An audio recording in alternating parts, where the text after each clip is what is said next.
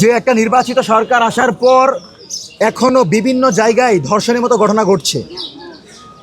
নিরবিচ্ছিন্নভাবে শিশুদেরকে ধর্ষণ করা হচ্ছে।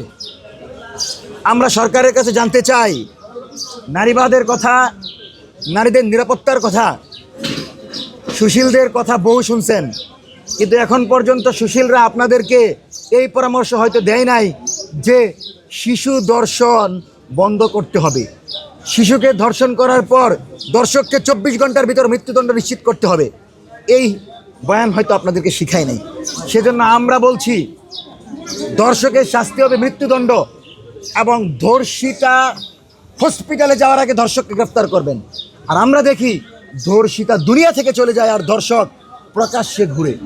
ধর্ষক চমৎকারভাবে বাংলাদেশ থেকে বিদায় নিয়ে নেই, চমৎকার ওই সেফ এক্সিট পাই। এই ধরনের ঘটনা আমরা দেখতে চাই না।